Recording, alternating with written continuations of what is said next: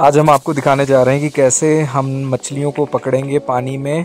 आप देख सकते हैं कि हाथ में हमारे जो है एक छोटा सा पटाखा टाइप का है जिसको हम पानी में डालने जा रहे हैं। भाई डालने जा रहे हैं और जैसे ही ये पानी में डालेंगे थोड़ी देर बाद पानी के अंदर एक ब्लास्ट होगा जिसके कारण बहुत सारी मछलियाँ अभी ऊपर आ जाएंगी। आप देख सकते हैं नागालैंड में हम हैं जो कि वमन्यू कहलाता है। वहाँ पर एक प्लेस है, बहुत ही ब्यूटीफुल झरना है जहाँ पर आज मछली पकड़ने जा रहे हैं। आप ध्यान से देखिएगा कैसे पानी के अंदर ब्लास्ट होने वाला है। हाँ, आपने सही सुना, पानी के अंदर ब्लास्ट होने वाला है। अभी ये जो आप देख रहे हैं यहाँ पे अभी भाई इसको डालने जा रहे हैं। अभी देखिए भाई इसको डालेंगे छोटे से पटाखे को और कैसे पानी के अंदर जब ब्लास्ट होगा आप देख सकते हैं कैसे ब्लास्ट होने के बाद मछलियाँ ऊपर आएंगी और सब लोग मछलियों को पकड़ने के लिए पानी में भी जाने वाले हैं।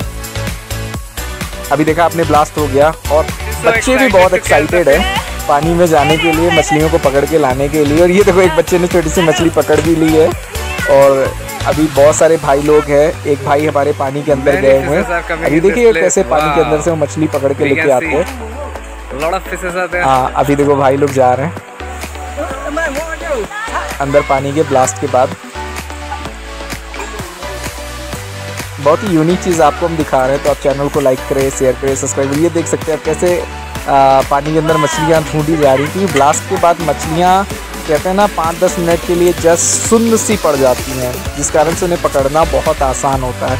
तो ये तरीका मैंने पहली बार अपने जीवन में नागालैंड में ही देखा। अगर आपने भी पहली बार देखा हो तो आप कमेंट कर सकते हैं और हमें बता सकते हैं। ये भाई देखिए फिर पानी के अंदर जा रहे हैं। अभी इनका यूनिक स्टाइल देखिएगा।